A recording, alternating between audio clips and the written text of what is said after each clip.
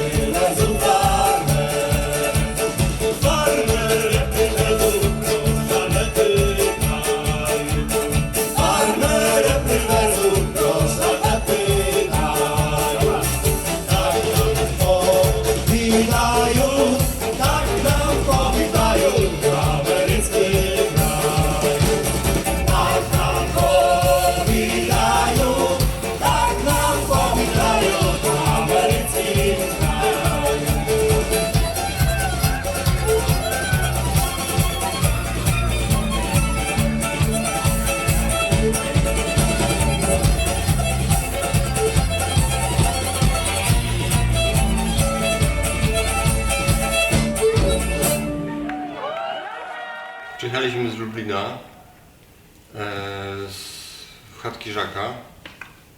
I dawniej mówiliśmy też, że z Uniwersytetu Marii Curie Skłodowskiej, tak bardziej jak byliśmy studentami i studentkami, bo wywodzimy się właśnie z kultury studenckiej. Właściwie jesteśmy cały czas kulturą studencką, tylko że już nie studentów, bo już nie studiujemy, ale nie wiem, czy to jest dobry początek. Może... Tak było. No, początki orkiestry były takie, że powstała w czasach, kiedy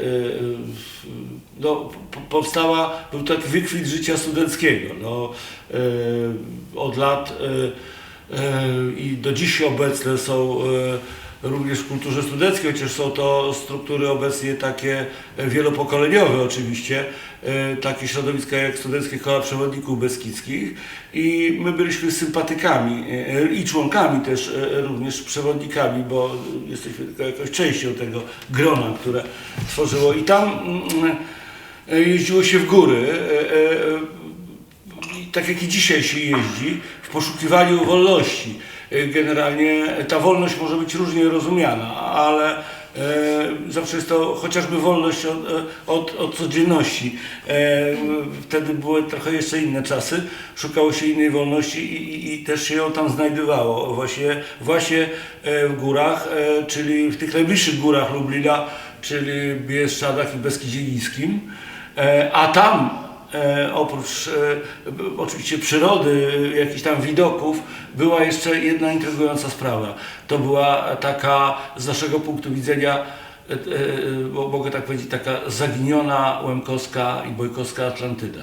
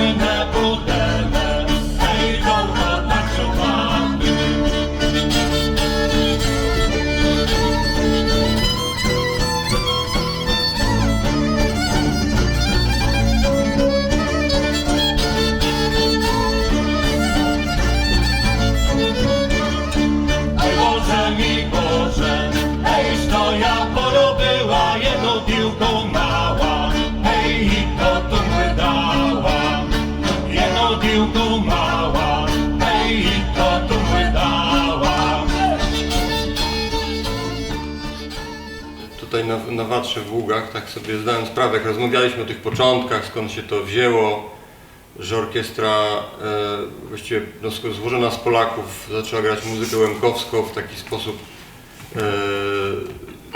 inny, nowy, taki, który wtedy tych młodych ludzi poruszał, ale tak naprawdę wcześniej już tą muzykę grały środowiska turystyczne. I to jest takie, tak bardzo nie pasuje do schematu, bo kto wie w szerszej publiczności, co to są środowiska turystyczne, co to właściwie taka prawdziwa turystyka, szczególnie teraz. A to jest właśnie taka turystyka, która polegała na chodzeniu po takich śladach łemkowskiej obecności w krajobrazie. I to była cała ta magia, a w dodatku to była magia zakazana wtedy, czyli powiedzmy pod koniec lat 80. No bo o wielu rzeczach nie można było rozmawiać, co się działo po wojnie i przed wojną. Czyli to było takie coś dla wtajemniczonych. No a potem do odkrywania, już powiedzmy poza cenzurą po 1989 roku. I to jest takie, myślę, bardzo trudne do zrozumienia dla ludzi współczesnych, bo jesteśmy atakowani w zasadzie co tydzień przez jakieś tygodniki opinii jakąś nową modą na coś nowego. I tak naprawdę to tygodniki opinii nam przynoszą wieści ze świata, że coś ludzie robią, ale tak naprawdę nie wiadomo, dlaczego oni robią. I trzeba się trochę wgryźć i pozbyć tych wszystkich schematów myślenia, żeby dojść do takich rzeczy, które są tak naprawdę długotrwałe, bo my gramy już 30 parę lat i ten ruch folkowy się tworzył, też no właśnie został odkryty przypadkiem, bo znaczy ruch folkowy stworzył się od takiego przypadkowego odkrycia, że właśnie kultura ludowa może być fajna, a odkryliśmy to poprzez nie swoją kulturę ludową, znaczy nie polską, nie mazowiecką, tylko właśnie łemkowską.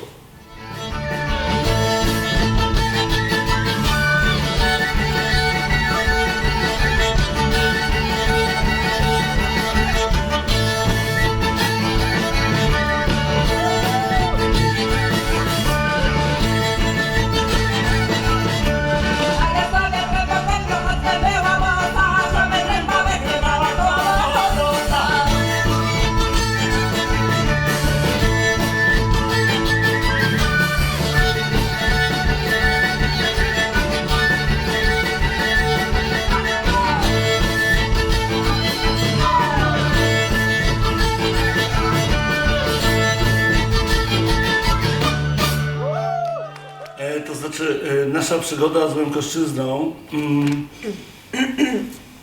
może to trochę będzie rozczarowujące, ale niestety bardzo mocno opiera się na tej kulturze materialnej, czy resztkach kultury materialnej, którą odnajdywaliśmy w Beskidzie Niskim. Mniej mieliśmy kontaktów z ludźmi, którzy mają korzenie łemkowskie. Dużo bardziej jesteśmy związani na przykład z góralami z Huculszczyzny. Tam mamy więcej jakby znajomych i bliskich przyjaciół, tak, ludzi. No tak się to złożyło. Tutaj ten wstrząs jakby taki emocjonalny i twórczy, który nastąpił w przypadku właśnie Łemkoszczyzny, raczej był efektem działania tych pustych dolin i naszej wyobraźni niż zamieszkałych dolin. Tak jak tam po prostu na Huculszczyźnie to znaleźliśmy, a tutaj to głównie właśnie, no chociażby takie nasze działania jak Jawornik, czyli wieś, której nie ma, tak między Komańczą a Rzepędzią, gdzie wiele lat znajdowaliśmy, gdzie dużo jest takich pozostałości, wyjątkowo dużo. Tam trochę kontaktowaliśmy się z ludźmi, ale nie byli to na przykład artyści, muzycy, tak jak na Huculszczyźnie.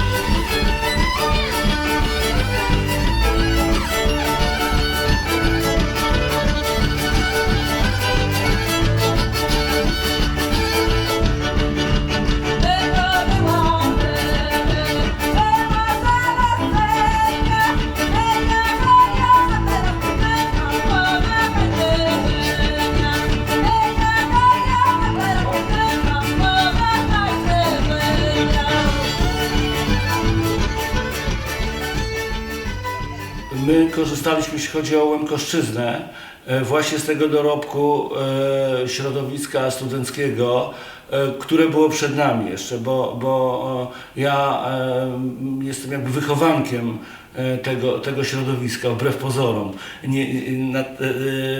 To powstało 20 lat przed moimi studiami i chyba najmocniejszym takim środowiskiem było środowisko warszawskie.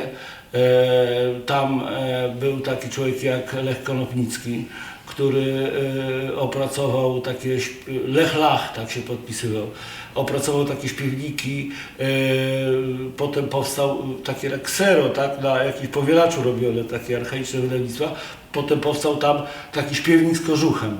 Dla mnie jest to kultowy śpiewnik, na którym właśnie czytałem te pieśni i stamtąd się uczyłem. Do dziś jest to ważne wydawnictwo, nie wszystko tam jeszcze zgłębiłem z tego śpiewnika. I to jest śpiewnik wydany przez środowisko gdzieś w latach 70. chyba, początku SKPB Warszawa.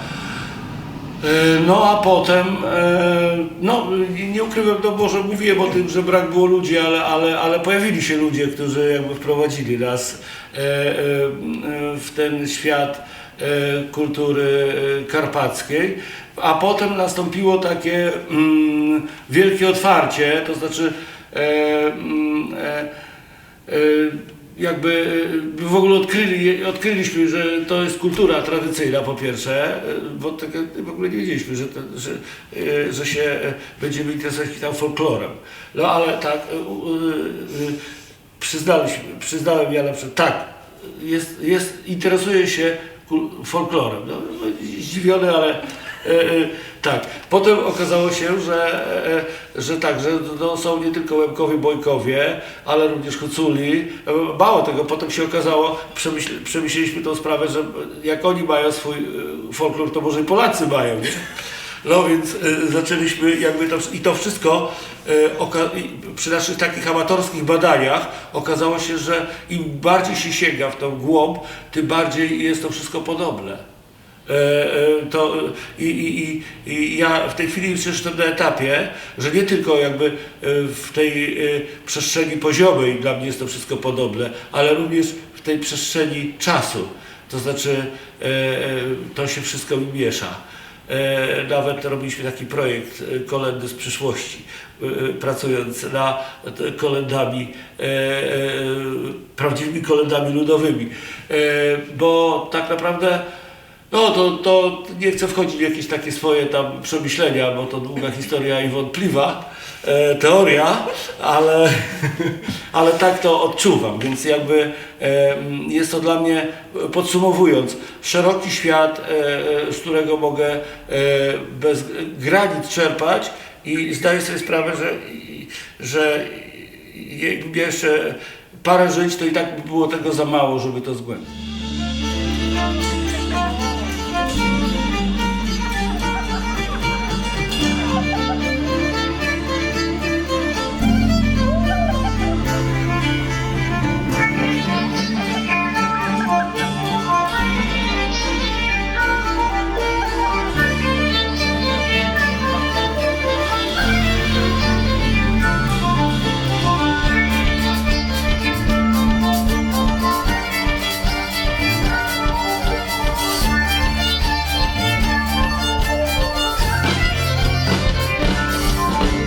Sobitka,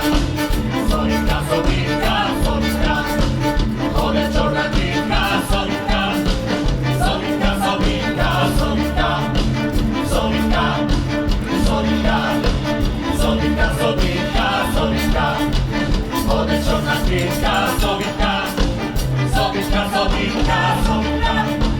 sobitka,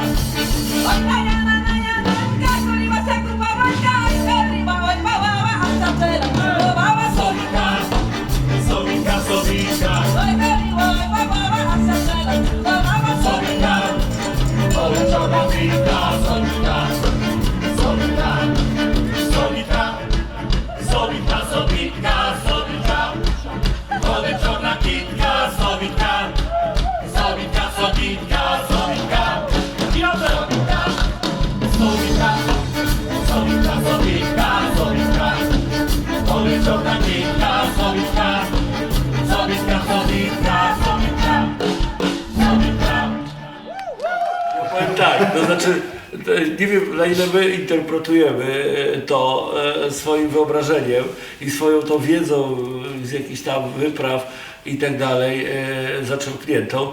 No, jeśli chodzi o pieśni łemkowskie, którym dużo poświęciliśmy, na przykład nagrywając płytę Imagination czy coś takie różne projekty, próbując otworzyć kapelę właśnie łemkowską, to dla mnie jest to muzyka, która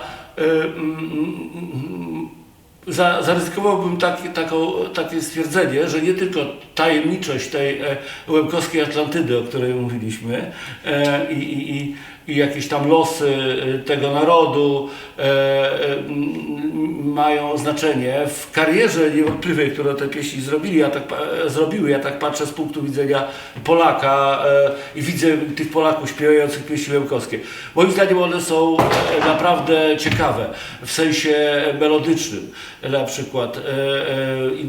I to trochę wynika z wielokulturowości, z wpływów gdzieś tam tych wołoskich, tak, powiedzmy, że na tej podstawie to opieramy, ale również ukraińskich, również węgierskich, słowackich i to rzeczywiście daje taką niezwykłą melodykę. Dla mnie pieśni łemkowskie są po prostu ładne melodycznie. Prawda? I to jest coś, co je wyróżnia. Natomiast jest taka, na przykład bojkowie mi się kojarzą z taką dzikością, tak? Z punkiem generalnie. Jak biorę się za jakąś piosenkę bojkowską, to od razu taką formułę punkową słyszę. Huculskie, no tam jest totalna melizmatyka, więc jedynym sposobem na przykład na to, bo też oczywiście porywamy się na te pieśni, to było zaangażowanie Huculów i nagranie z nimi wspólnej płyty, bo inaczej się nie dało. To znaczy techniki muzyczne są tak trudne, że no nie wiem, co może być trudniejsze, jeszcze chyba, że tak powiem, oberki z Radomszczyzny. Więc oczywiście to w pewnym sensie żart. I w Huculski to również się przejawia nie tylko w muzyce, ale również na przykład w strojach, w sposobie życia, bycia. Tak, wiadomo, Huculi, tak jak muzyka ich ocieka ozdobnikami, tak kolorami ocieka ich strój i tak dalej. Powiedzmy, i ta cała obrzędowość, taka zwyczajna, codzienna wręcz. Przyozdabianie narzędzi, po prostu jest to totalne bogactwo ozdobników.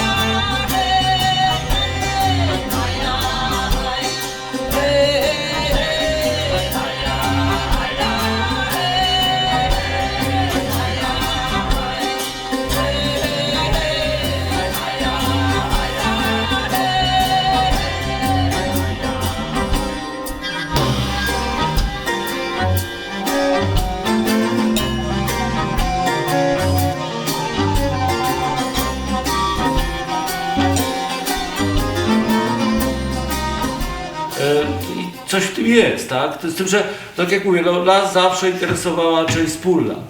To znaczy mnie przynajmniej. Ja zawsze dążę do tego, co jest wspólnego, a nie co różni. I może to też wypacza mój pogląd na ten temat, ale tak się zaprogramowałem. A co jest wspólnego? Jakbyś miał nazwać to co jest wspólne? że wszyscy jesteśmy tacy sami ludźmi, tacy sami, tak samo kochamy, zdradzamy, umieramy, rodzimy się i mamy podobne problemy. I to właśnie niezależnie od jakby obszaru geograficznego i również czasu. I stąd to jest fascynujące w poznawaniu kultury ludowej, że analizowanie tych różnic wynikających powiedzmy ze specyfiki regionu, losów historycznych i tak dalej, w kontekście tego założenia, że wszyscy jesteśmy tacy sami, daje nam taką wiedzę powiedzmy o nas, jakby i właśnie o tej przyszłości. No tutaj chcę zacytować słowa profesora Bartmińskiego, znanego niestety odszedł od nas, no, takiego wizjonera, etnolingwisty, który powtarzał, że folklor to wiedza. Folklor to wiedza i tak naprawdę takie środowiska spontaniczne, jak my, myślę, że po to się tym zajmujemy. Nam nie zależy na tym, żeby ludzie na wsiach zaczęli, że tak powiem, śpiewać piosenki ludowe. My je zgłębiamy dla siebie, dla tych, którzy chcą słuchać naszej muzyki, rozmawiać z nami o tym, bo czujemy, że tam, gdzie są rozwiązania zagadek, które nas nurtują, tego jacy jesteśmy.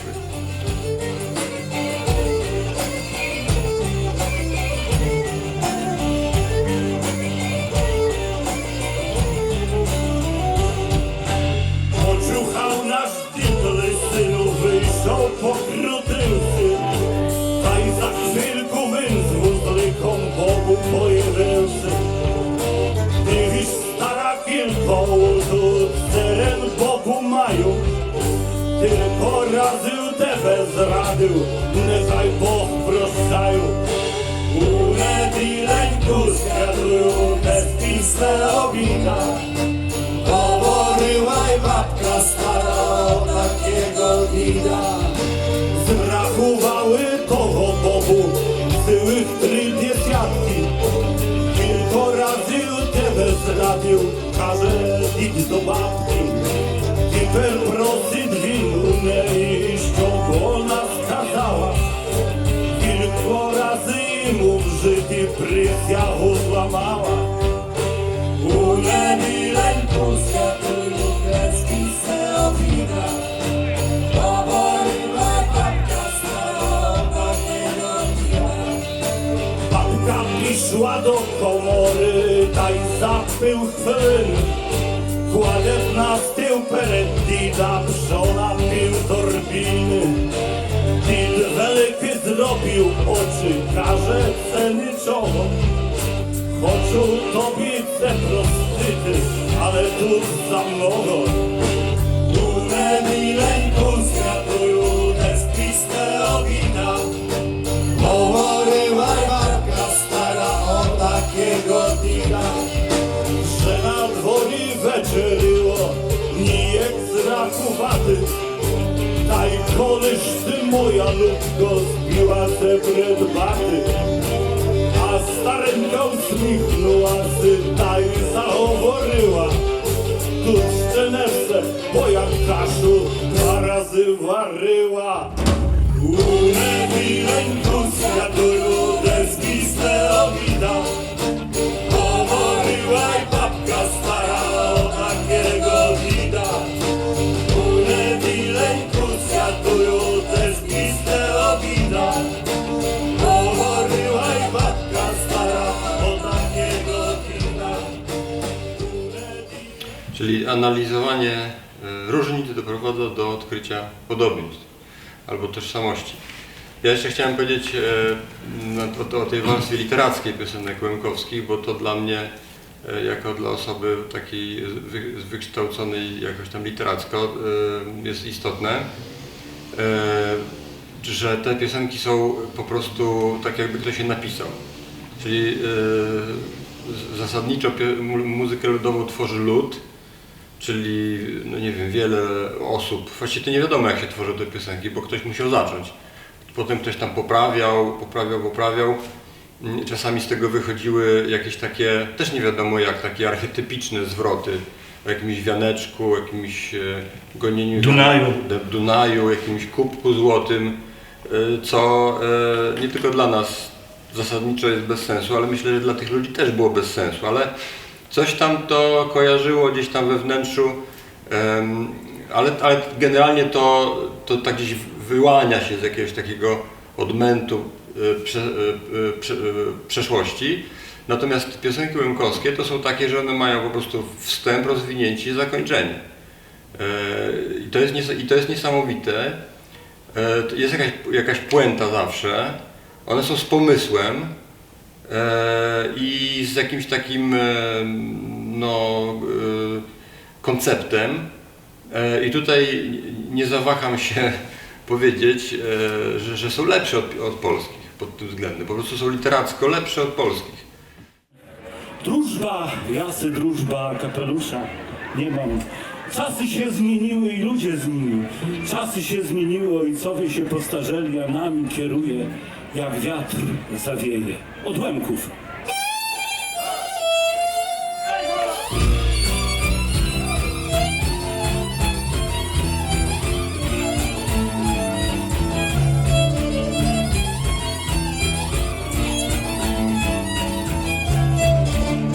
Drużba, jasy drużba, a kapelucha nie mam.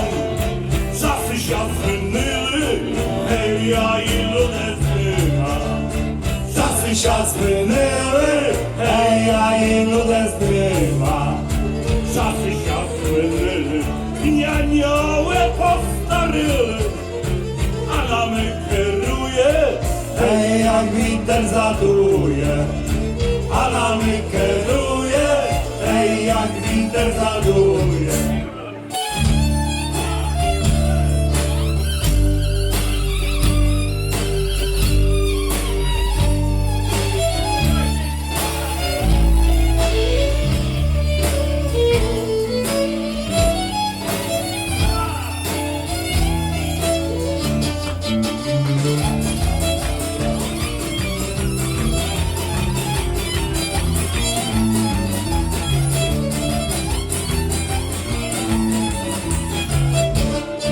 Zagraj ten mi duszy, hej, zagraj ten pasy.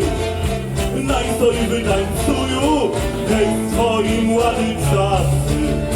Najstoj wytańcuju, hej, swoim łady czasy. Moim łady czasy, hej, nie zaznali czasy. Moim łady lita, hej, nie użyły świta. Moim łady lita, hej, nie użyły świta.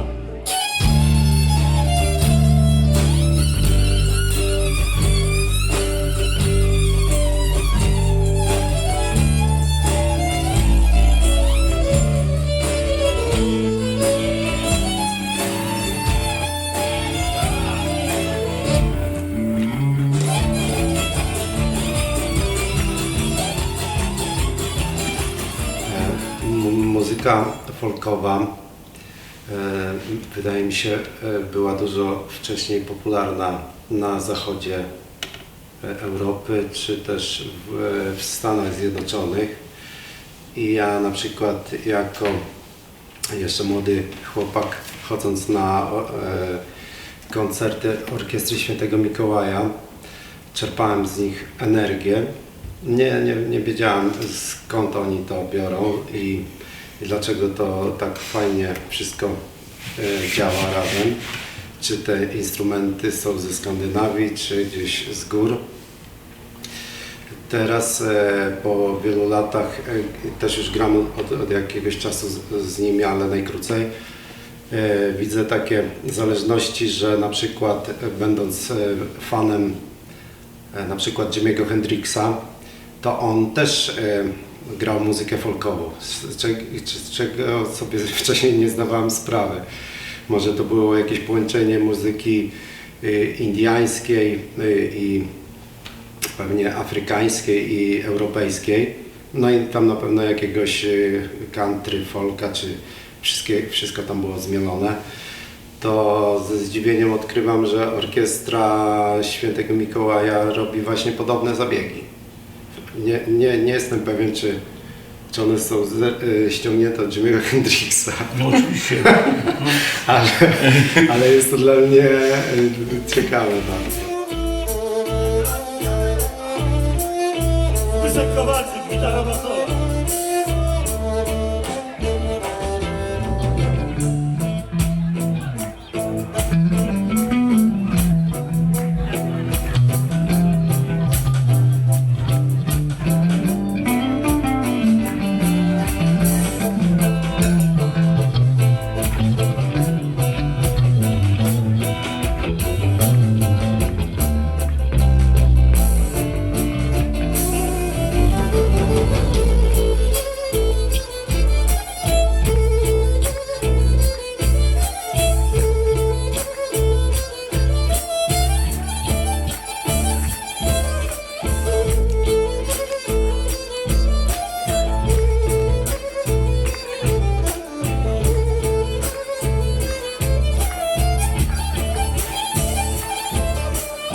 Dawaj Jasiuniu do kółka,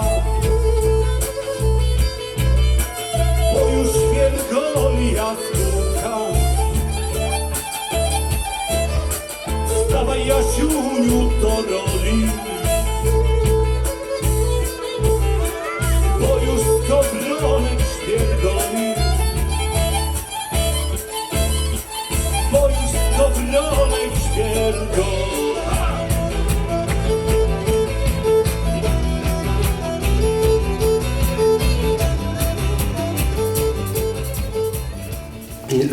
Ta muzyka folkowa wydaje się bardziej inspiracją, a środki to są tylko po to, żeby efekt końcowy był po prostu spójny i nie ma przy początku pracy nad jakimś kawałkiem jakiegoś celu, że to ma brzmieć tak, jak gdzieś coś tam ktoś usłyszał kiedyś.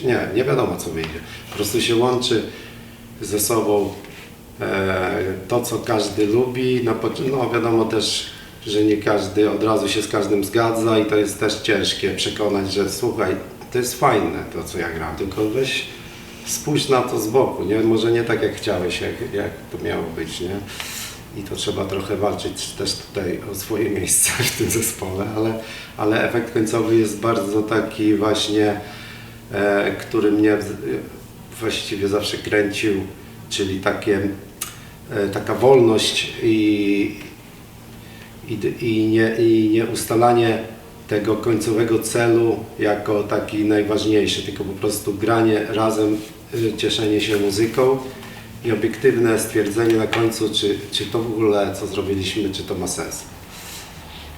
Bo siłą rzeczy wypadają kawałki, które nie śmigają jakoś tak same z siebie, tylko zostały zrobione na siłę, gdzieś no, było, że niby, że są fajne, ale później wypadają z repertuaru, bo nikt się nie chce męczyć z tym. Jak jest dobrze kawałek zrobiony, to on sam gra się właściwie. Co? Sam gra. Maleńką dziedzinę rzuć Kasiu do wody, nie będziesz już miała ty do mnie przeszkody. I raz, dwa, trzy i wtedy nie będziesz już miała ty do mnie przeszkody. I Kasia do wody to dziecko wrzuciła, a sama za Jasiem podążyła, bo Jedzie Mazureczek, wiezie mój wianeczek, jedzie Mazureczek. rychło tonąć zacznie dziecina Kasina. Siedzi młynarz na wodzie, płynie dziecko we wodzie. Dziecko we wodzie, 3, 4. Młynarz na wodzie, dziecko we wodzie. Oj dziecię, ty dziecię, oj tam Jaśka tu znać. Kasinka Wójtówna, to jest twoja mać.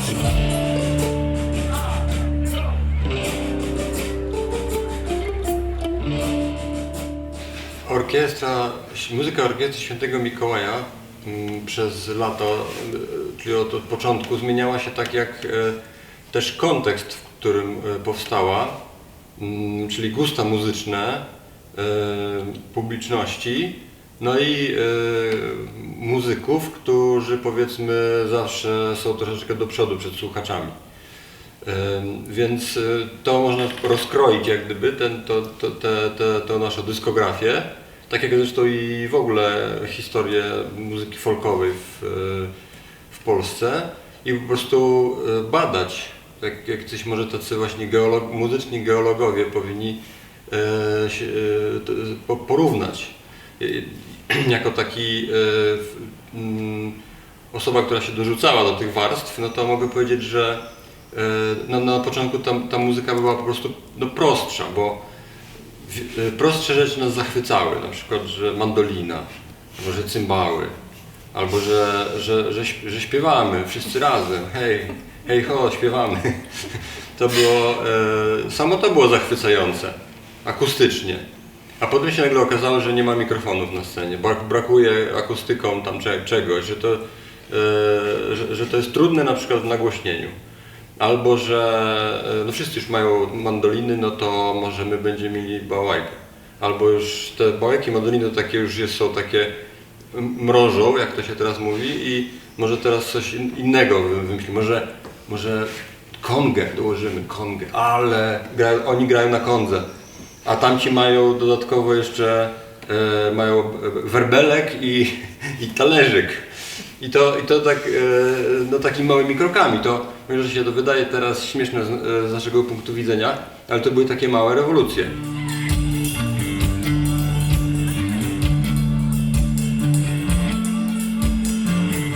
Marcin Skrzypek, cymbały rzeszowskie, proszę bardzo.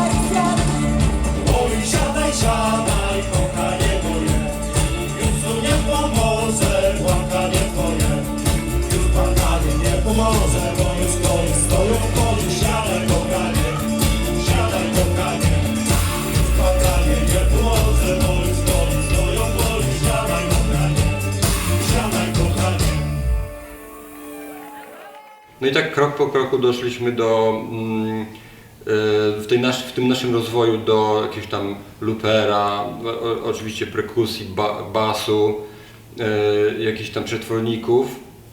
Przy czym jednocześnie w tym samym czasie rozwijało się pokolenie muzyków takich, można powiedzieć, profesjonalnych, którzy raz, że chodzili do szkoły muzycznej i w ogóle znają nuty, nie tylko 3 jak ja, tylko więcej. I uznają się na sprzęcie i oni nagle z tego swojego wysokiego technicznego poziomu weszli bardziej szczerze lub mniej szczerze w muzykę ludową i nagle powstała zupełnie na jeszcze wyższym poziomie.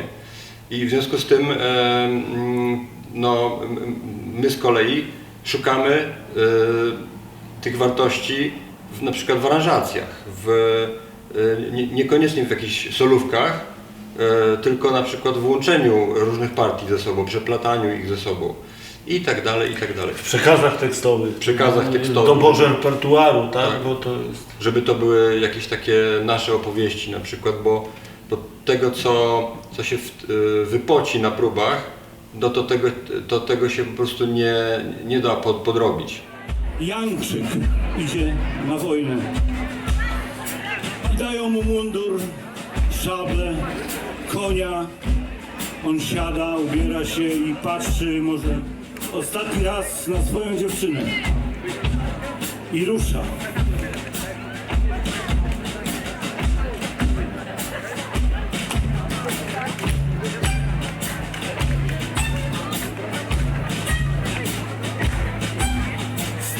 polska piosenka.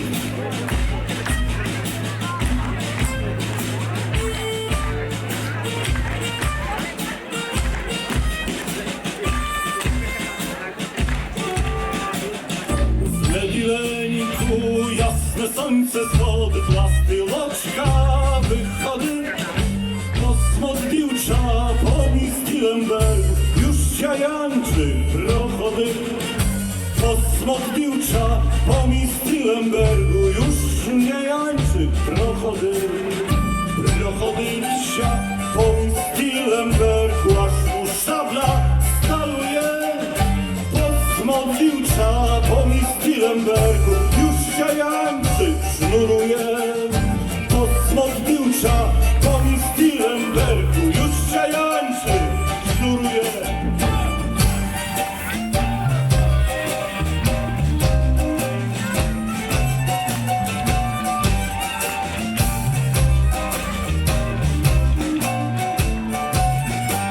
Sznurujesz się jedwabną chusteczką, masz mu łzy padają. Kosmos Biłcza, pomi Stilenbergu, już mu mundur dawają. Kosmos Biłcza, pomi Stilenbergu, już mu mundur dawają. Dawają temu siły mundur, i kondyka w rano go. Kosmos Biłcza, pomi Stilenbergu, już win sidać na niego. Kosmos Biłcza, pomi Stilenbergu, już win sidać na niego.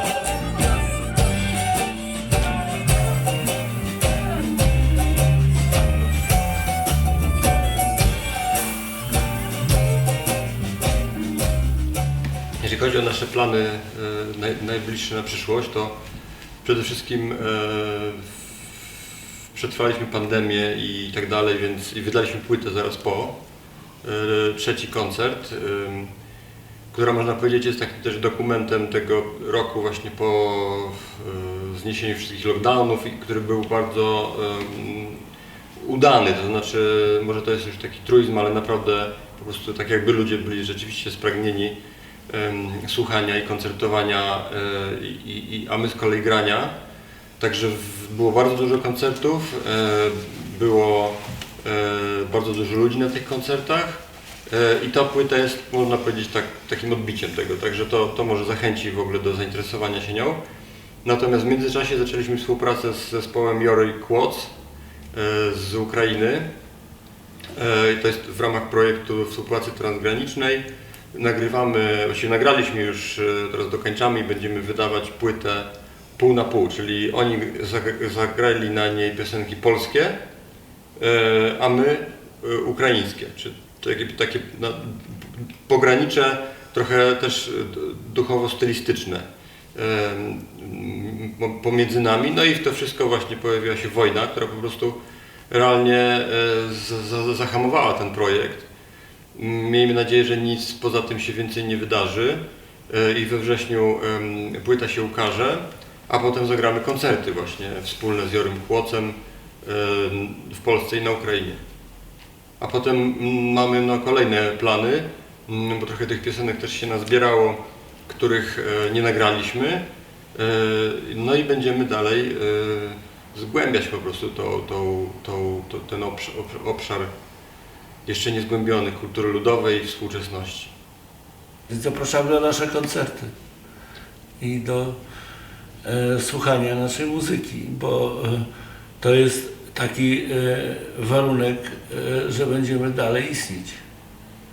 Bo my po to istniejemy właśnie i dlatego, że ktoś nas słucha.